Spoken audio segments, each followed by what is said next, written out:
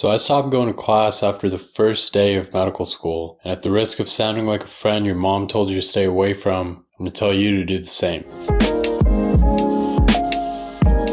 Now obviously it's important to recognize that everybody learns a different way, and it's important for you to figure out what that way is for you that's going to suit you the best moving forward. And also the school you go to is going to matter as well. I went to a pass-fail school where lecture attendance was not mandatory. Obviously quizzes, tests, and mandatory small group sessions and clinical things you had to be there. But day-to-day lectures were not mandatory, and this was a huge blessing for me. If your school requires mandatory attendance, see you next video. And even if they don't, this doesn't mean this is going to necessarily work for you, but it is an option to consider, and I'll tell you why it worked for me.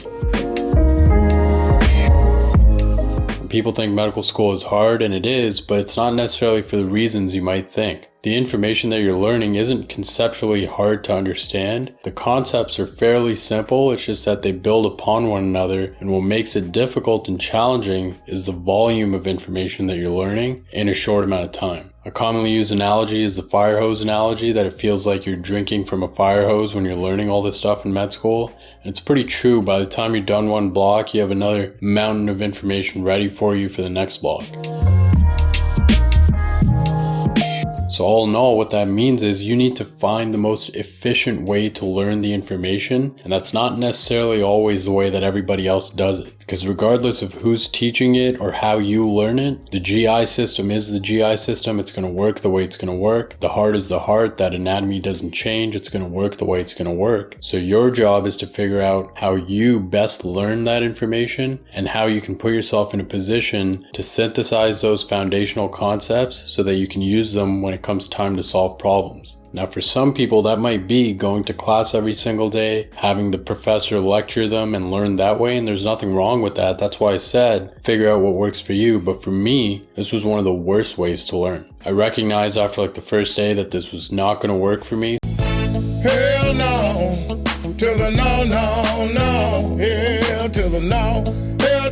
So what I did instead is that they recorded the lectures for us as webinars, and I'd watch them on my own time, at my own speed, and that was way better. Eventually I worked up to watching them at 2 times the speed, so I was literally spending half the time I would have been if I was in class. Also, I skipped through all the fluff, all the breaks in between classes, people asking questions, things like that, and I just focused on what was important, took notes or made flashcards, whatever the case may be, and this was so much more efficient. And honestly, the first 2 years of med school were a great time just because of having this freedom over my schedule. Anything I didn't understand, I just YouTube it or look at online med ed or ask a classmate or go through the recording of the lecture like I said, and it cleared everything right up. That was mostly my first year of medical school. By the time I got to second year, I wasn't even watching them. I just looked through the slides of the lecture because you get an idea of what's going to be important and what isn't. And again, anything I didn't understand, online med ed, YouTube did a great job of clearing it up, and I made it through just fine. After I do that, any practice questions that the school made available or old exams, I just do that because obviously the school is the one making my exams. And like I said, all the exams went fine, saved a ton of time, and actually learned the information rather than just memorizing it, at least for the most part. And what this did was it cleared up a whole lot of time in my day, and I could do anything, whether it was medicine related like research or extracurriculars, or just outside of medicine, enjoying hobbies. And like I said, that's why I really enjoyed the first 2 years of med school. Now like I said earlier, everybody learns in different ways, so try it out. If you like it, go ahead, but if not, some people it's better to just go to class because there are pros and cons to both approaches.